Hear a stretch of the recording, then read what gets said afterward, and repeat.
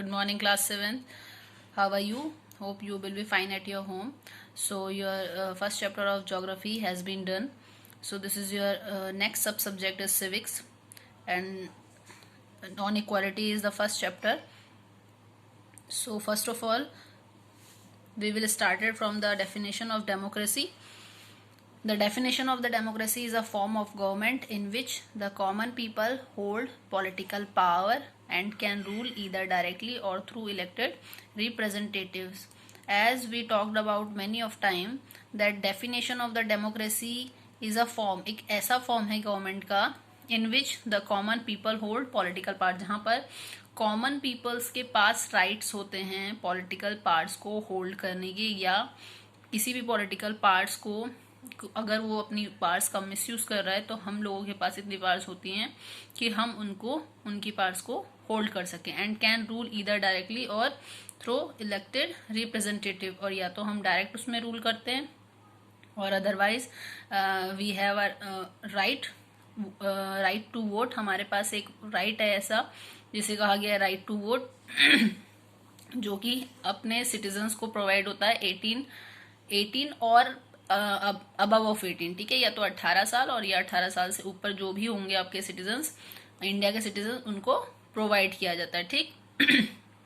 तो डेफिनेशन में आएगा आपका डेमोक्रेसी में is a form of government, एक ऐसा फॉर्म है गवर्नमेंट का जहां पर सिर्फ कॉमन पीपल क्या कर सकते हैं, पॉलिटिकल सिस्टम को, पॉलिटिकल पार्ट्स को होल्ड कर सकते हैं, या तो डायरेक्टली और या रिप्रेजेंटेटिव को सेलेक्ट करने के थ्रू. ठीक. And you know that the India is also a democratic country, so government provides us some fundamental rights like right to equality, right to freedom, right against exploitation, right to freedom of religion, culture and educational of rights, right is constitutional remedies. ठीक. तो ये rights है. पहले तो हमने ये जान लिया, हमें इतना पता चल गया है कि एक ऐसा फॉर्म है गवर्नमेंट का जो जहाँ पर सिटीजन्स आपकी पॉलिटिकल पावर्स को होल्ड करते हैं, और डायरेक्टली और इनडायरेक्टली, या तो हम डायरेक्टली एमएलएस के लिए आपको पता है एमएलएस के वोट डायरेक्टली होते हैं, और बाकी जो हमारे सारे प्राइम मिनिस्टर और प्रेसिडेंट है वो इनडायरेक्टली हमारे वोट्स वहां तक जाते हैं. ठीक. तो इलेक्टेड थ्रू डायरेक्टली और इनडायरेक्टली किसी भी वे में हम जहां पर वोटिंग कर रहे हैं वो हमारा डेमोक्रेटिक कंट्री है. ठीक. और India is also a democratic. हम भी कभी पूछा जाता है कि इंडिया डेमोक्रेटिक कंट्री है या किस टाइप की कंट्री, मोनार्की सिस्टम अप्लाई होता है यहाँ पर या डेमोक्रेटिक कंट्री है, तो आपको डेमोक्रेटिक बोलना होता है. सो सम फंडामेंटल राइट्स यहाँ पे गवर्नमेंट ने कुछ प्रोवाइड किए गए हैं. सबसे पहले है राइट टू इक्वालिटी. तो राइट टू इक्वालिटी में क्या आएगा आपका, all persons are equal before the law.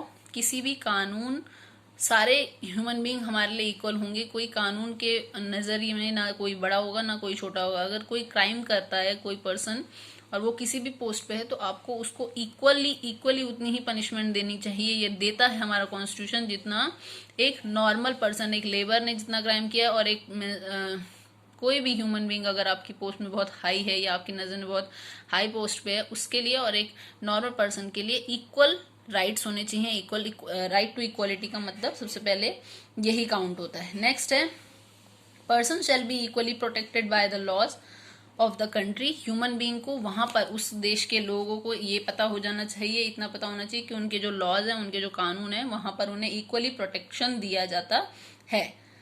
That no citizen can be discriminated against on the basic of their religion, caste and sex. मतलब किसी भी कास्ट के नाम पर, किसी भी सेक्स के नाम पर, किसी भी रिलीजन के नाम पर वहां पर कोई भी डिस्क्रिमिनेशन नहीं देखने को मिलना चाहिए. जैसे इंडिया है, आप किसी भी जेंडर के बेस पे, आप किसी कलर बेस पे, आप किसी रिलीजन के बेस पे किसी को भी डिस्क्राइब नहीं कर सकते कि ये ऊपर हाई लेवल है और ये लोअर लेवल है. ठीक है.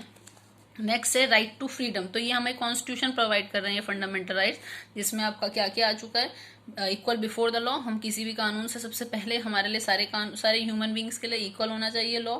दूसरा protected by the laws of the country. ठीक है. वहां के लोगों को प्रोटेक्शन मिलना चाहिए इक्वली विदाउट एनी डिस्क्रिमिनेशन.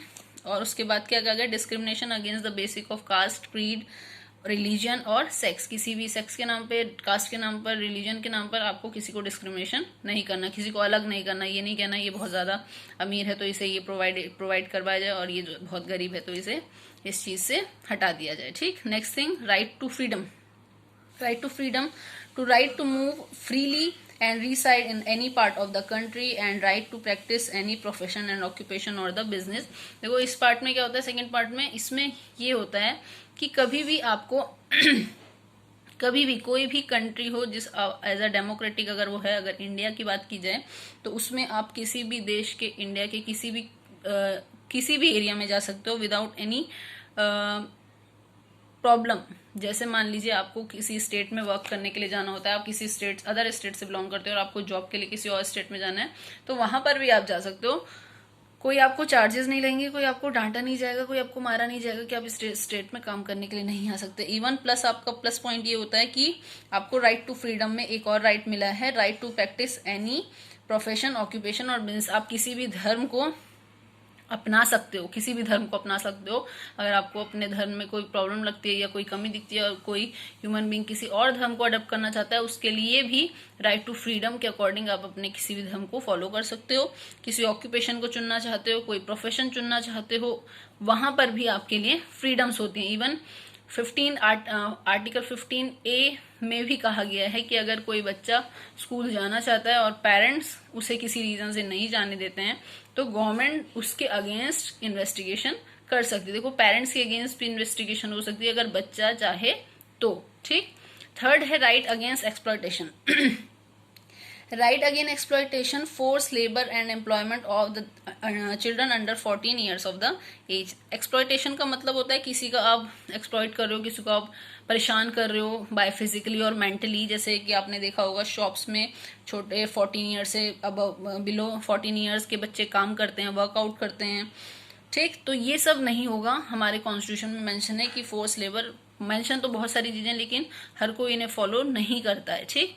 क्योंकि ह्यूमन बींग्स की राइट इतने सारी नीड्स है कि उन्हें पूरा करने के लिए उन्हें ये सब करना पड़ता है। ये नहीं होना चाहिए लेकिन ये होता है, ये सच है, फैक्ट है और ये फैक्ट हमें एक्सेप्ट करना होता है। चाहे वो हमें पता है कि वो हमारे कॉन्स्टिट्यूशन में मेंशन है और गलत है, लेकिन फिर भी आप बहुत सारे टी स्टॉल्स में देखोगे, बहुत सारे स्टॉल्स में देखोगे छोटे छोटे बच्चे वर्कआउट करते हैं क्योंकि उनके पास है नहीं इतनी facilities. Next, cultural and educational of the right that all minorities, religions and linguistic can set up their own educational institution। इसमें क्या होगा कि कोई भी माइनॉरिटीज ग्रुप के अगर अपना इंस्टीट्यूशन सेटअप करना चाहते हैं, किसी भी कास्ट के हों, किसी भी धर्म के हों, किसी भी माइनॉरिटी ग्रुप के हों, किसी भी लिंग्विस्टिक मतलब भाषी, जो थोड़ी थोड़ी लोगों वाली भाषा होती हैं, जो ग्रुपिंग होती हैं जिनकी थोड़े लोग होंगे जहाँ पर कम भाषा बोलने वाले लोग होंगे, वो भी अगर कोई इंस्टीट्यूशन खोलना चाहते हैं अपने भाषा से रिलेटेड तो हमारे गवर्नमेंट ने, हमारी डेमोक्रेटिक कंट्री ने इतने राइट्स दिए हैं